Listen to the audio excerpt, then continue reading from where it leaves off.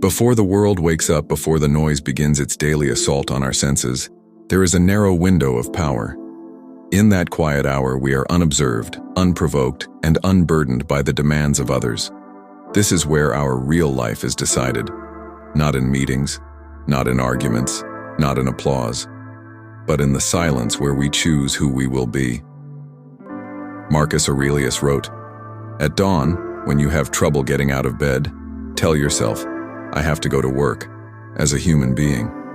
He did not mean employment. He meant the work of character, the work of governing impulse, the work of living in agreement with reason. We rise not merely to exist, but to refine ourselves. If we do not take control of our minds at sunrise, someone else will. The crowd will, the algorithm will, our anger will, our envy will. And by midday, we will be reacting instead of leading, drifting instead of directing. So we build a code, a set of mental laws, to master ourselves before the world attempts to master us. These 7 laws are not rituals for productivity. They are disciplines for sovereignty. Each one fortifies the inner citadel. Each one prepares us to face insult without collapse, success without arrogance, and loss without despair. We do this together, as those who understand that the greatest victory is invisible. 1. Begin with the reality of human nature. When we wake, we do not expect ease. We expect friction.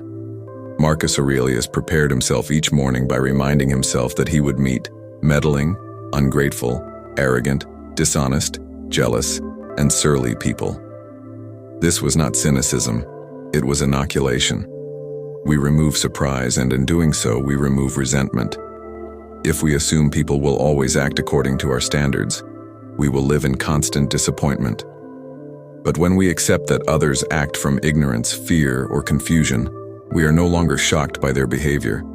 We are prepared. And preparation dissolves bitterness. Epictetus taught that people are disturbed not by things, but by their judgments about things. So when someone offends us, we pause and ask, what judgment am I adding? Am I demanding that they be different? Am I insisting that the world obey my preferences?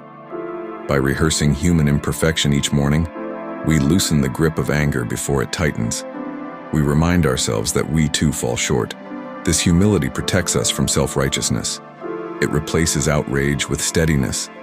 When the day unfolds and someone cuts us off, dismisses us, or misunderstands us, we are not shaken. We anticipated this. We trained for this.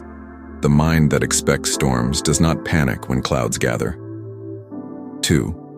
Separate what is yours from what is not. Before the world makes its demands, we clarify jurisdiction. What is truly ours? Our thoughts, our choices, our responses. What is not?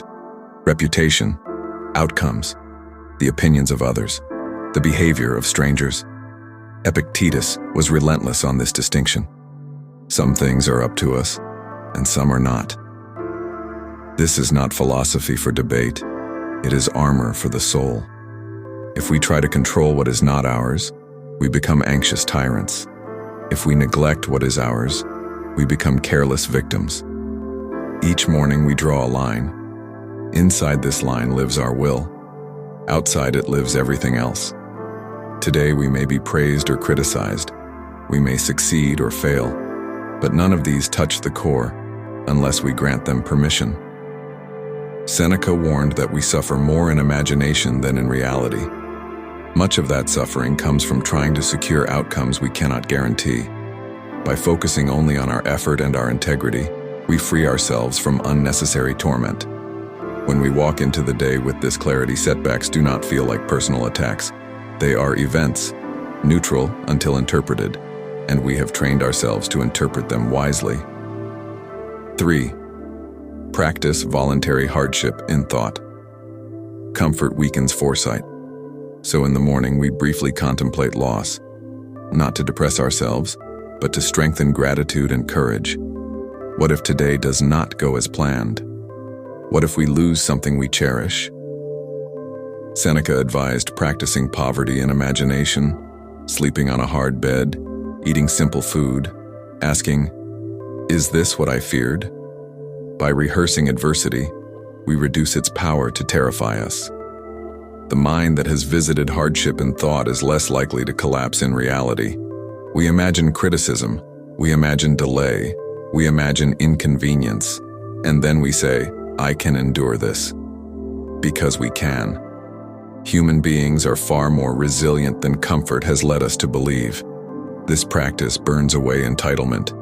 It replaces, why is this happening to me, with, I was prepared for this. The day becomes training, not betrayal. By sunrise, we have already faced loss in the theater of the mind, and because we faced it willingly, we meet the real world with steadier hands. 4. Define the standard of character. Before we engage with others, we define who we will be. Not what we will achieve, but how we will act. Will we be patient? Will we be just? Will we be disciplined when temptation whispers? Marcus Aurelius reminded himself, waste no more time arguing what a good man should be. Be one. So we do not debate virtue in theory. We commit to it in advance. We identify our weaknesses, impatience, pride, distraction, and we name them. To name a weakness is to reduce its secrecy. To anticipate temptation is to weaken its surprise. Each morning, we choose courage over comfort, integrity over approval, restraint over impulse.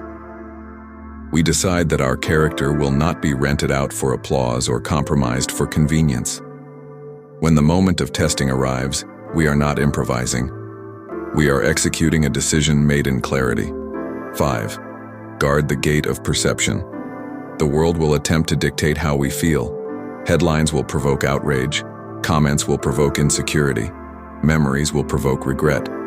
So we guard perception like a sentry guards a city gate. Epictetus said, do not say about anything, I have lost it, but I have returned it. This reframing is power.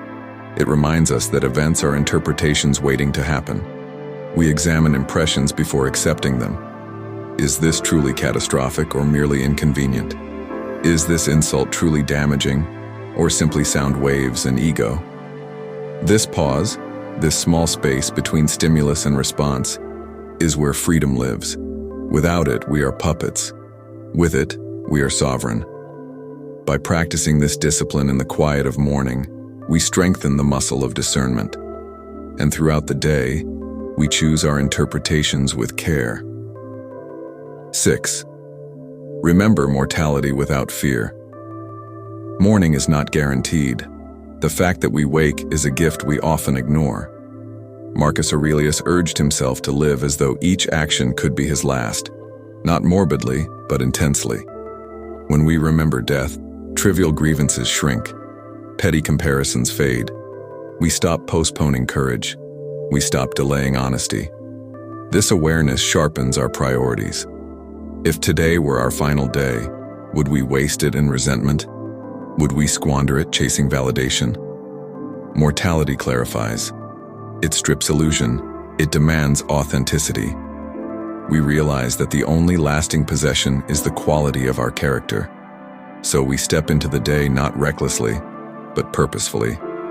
Each conversation matters. Each action carries weight. We are temporary, but our choices echo. 7.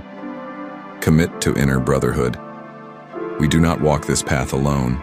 Even in solitude, we are connected to all who strive for mastery over themselves. Marcus wrote that what harms the hive harms the bee. We rise not just for ourselves, but for the common good. Each morning, we remind ourselves that our discipline benefits others. Our patience prevents conflict. Our restraint prevents harm. Our courage inspires. We choose cooperation over rivalry, understanding over condemnation. Because to live well is not merely to endure, but to contribute. This final law binds the others together. We master ourselves not to become isolated fortresses, but to become stable pillars in a chaotic world. And when the sun finally rises fully and the world begins its noise, we are already prepared. We have trained our perception, defined our character, accepted hardship, clarified control, remembered mortality, anticipated human nature, committed to service. The day may test us. It will, but it will not own us. Because before the world woke up, we did.